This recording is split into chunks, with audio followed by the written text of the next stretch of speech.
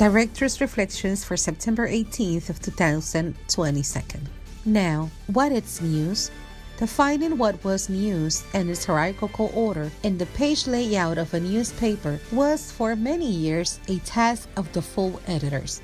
As if it were a collegiate court that agrees on a verdict, the full editors decided on their own whether or not it was important to publish.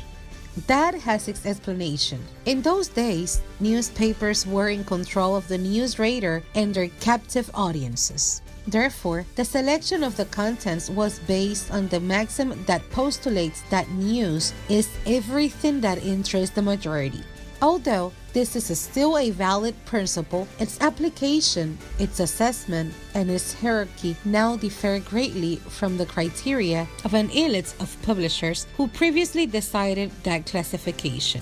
Now, with the diversity of channels that transmit information through digital platforms, the news itself is a living product which is modified, updated, and recycled, and which is important based on the scope or reproductions that they have had in the audience.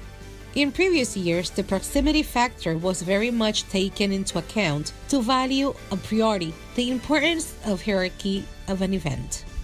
The local or the regional weighed heavily when deciding the news. Now, on the other hand, an apparently banal episode can arouse greater interest and readership than another real and authentically newsworthy event.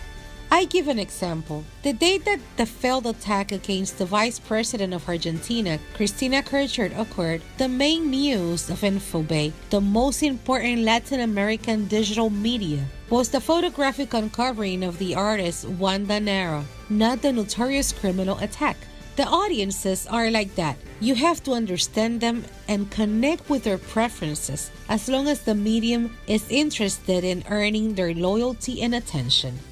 If you put the focus in the opposite direction, you will probably lose engagement and space in the competitive digital ecosystem, the spring from which the millions of readers and content consumers around the world drink. For Listín Diario, voiceover and translations by Indira Rodriguez.